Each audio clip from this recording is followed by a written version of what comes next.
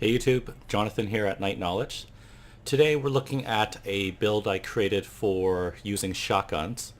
Shotguns right now I don't think is in a good spot. They probably could do more damage, and you see most people, they'll use assault rifles, light machine guns, even sniper rifles, but they're not really using shotguns.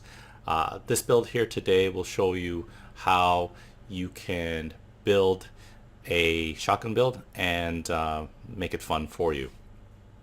So the first thing we're going to look at is the face mask.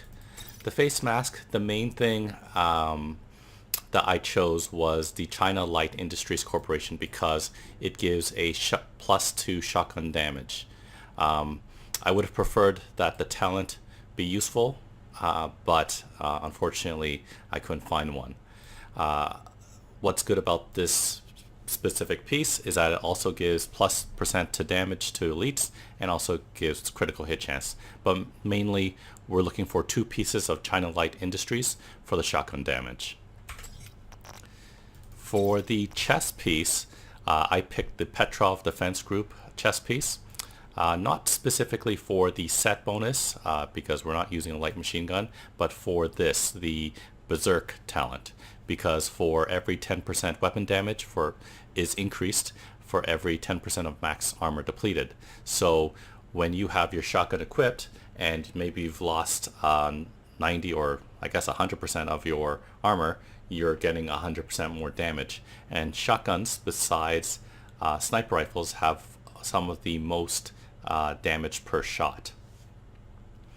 I also picked the Petrov Defense because it has a whole smattering of different attributes, such as skill power, which you won't really be using skills in this build, or not to an extent where it's useful. Critical hit chance and critical damage. The holster, I picked the Heraldi Holdings holster, not really for the accuracy, not really for the headshot damage, not even for the cooldown reduction, but for this. This is the key to almost this entire build, and which is the talent of Filler Up. Reloading from empty reloads all weapons. We'll talk about this a little bit later on how we make this useful. For the backpack, I have a Murakami Industries backpack. Not specifically, once again, for the attributes or even the set talents, but once again for the talents of the actual item. Agent requesting backup. So for the talents, we have self-adjusting, which is a +20% armor regen, and more for the efficient, which where when you use an armor kit, it has a 50% chance to not consume the armor kit, which is what we're looking for. Basically, we're going to be taking a lot of damage, so we'll probably be using armor kits more often. I also liked this specific backpack because it had a utility slot, which I equipped with one that will give skill power, hive, and chem launcher skill power. For the gloves, I picked another Heraldi Holdings glove. Once again, not for the set bonuses or the attributes because it doesn't even apply, but specifically for the talent, where it says kneecap, shooting an enemy in the legs, have a 10% chance to apply bleed. So I have exactly 4 tech attributes, so this will trigger, so applying more status effects to your enemies. And lastly, the knee pads. This is the second China Light Industries piece to trigger the shotgun damage bonus. It has the crit chance increase and the weapon handling talent. Once again, it's more about the shotgun damage and for the talent. So we have the 10% bonus for shotgun damage. Now I'm using the Survivalist Specialization, and that is because when you look at the specialization, it has a talent that you can unlock which will increase the shotgun damage by 15%. So we got the 10% from the China Light, we got 15% from the Survivalist.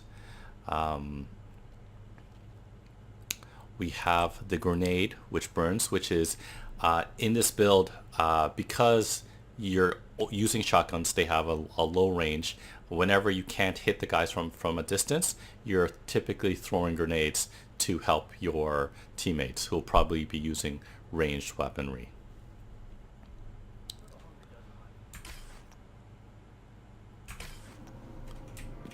So let's look at the weapons. I have this gun here, the Spaz 12, where, as you can see, a ton of damage, 151k. It has a high reload time, but what we're looking at is, what's important is having a high magazine, because a lot of shotguns are only 5 ammo in a magazine, and it also takes a long time to reload because you're individually loading up the magazine. But once again, that is where the holster talent comes in play. Reloading from empty reloads all weapons. So that's why we have a double-barreled sawed-off shotgun, because even though it has 2 magazines, that means it's going to reload really fast at 2.2 seconds.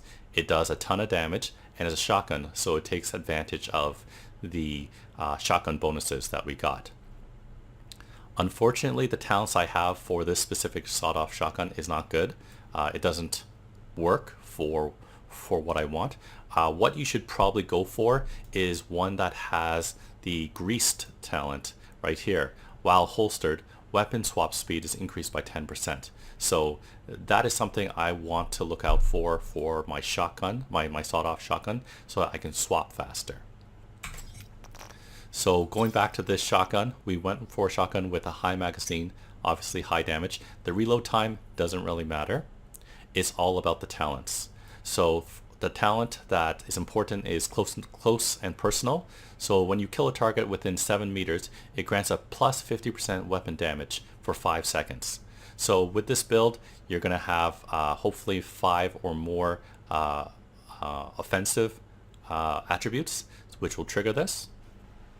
Remember, we have Berserk as well, so if your armor has been eliminated, that's another 100% more damage, 50% damage, plus the 10% damage of the China Light, plus the 15% added shotgun damage talent. So a ton of extra damage. So we're looking at, what's that, 150, 180, 175% additional damage. So we're looking at 300, almost 400k damage in one shot of a shotgun. We went with stability. That didn't really seem to make, that wasn't a big factor. What was important to me was rhythm. While equipped, an enemy kills have a 5% chance to refresh active cooldowns. Can occur once every 60 seconds. This is important because although this isn't a skill-based build, it'd be nice to have skills ready for you. So that's why I have in rhythm. For my second shotgun, I picked a shotgun. Normally I wouldn't pick this shotgun because it only has a 5 magazine and it has a long reload time. But the reason why I picked it was specifically for the talent, which was Pummel. 3 consecutive body shots kills, refills the magazine, and grants a 50% weapon damage for 7 seconds. So when I read it now, it's not as good as you think it is. It's 3 consecutive body shot kills. So I believe you'd have to get 3 kills in a row, which is probably unlikely. You'd have to kill weakened enemies.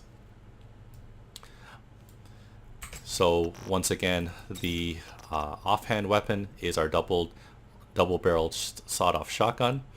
Once again, we're going for it because it does high damage, is a shotgun, and it has a low reload time. So whenever you run out of your ammo from your number 1 weapon, you'll switch to your number 2 weapon, and then when you run out, you switch immediately to your double-barreled shotgun. You use all the ammo, you reload with the offhand weapon, and then your other 2 shotguns will be fully reloaded. That means you've saved yourself 5 seconds here and about 4 or 5 seconds here. So that's 10 seconds in total. So looking at the skills I picked was the Revive Hive, and the way that you'll play typically is you're not running up in front. You're actually staying back. You're staying behind your party members, and whenever an enemy gets too close, you're using your shotgun. Whenever they sneak behind us or flank us, you go and you take out that guy. You're not up in front. And with the hive, you either heal yourself, or if you're too far away from your allies, you can throw the hive and res them. What I picked for the second skill was the healing chem launcher, and hopefully you have enough skill power to give yourself added ammo. And basically you're healing yourself, you're healing your party members, and you're just being, and once again, because you're behind them rather than in front of them, you can heal. You have the opportunity to heal both yourself and your party members. So if your party members are staying alive, your team's obviously not spending time rezzing each other, and you're doing more damage. Once again, because you have a better view of the entire battlefield, the burn grenade is great because you can attack the enemies that are too far away, and once again help your party members. So that's my shotgun build for the Division 2. Let me know in the comments below whether you use any shotgun builds, and whether there's something that you prefer using or different combinations that you like using. Thank you for liking, commenting, and subscribing. Check out my blog, nightknowledge.com, for other videos on the Division, board games, strategies, all sorts of videos and things I like to write about. Thank you for watching today. I'll see you next time.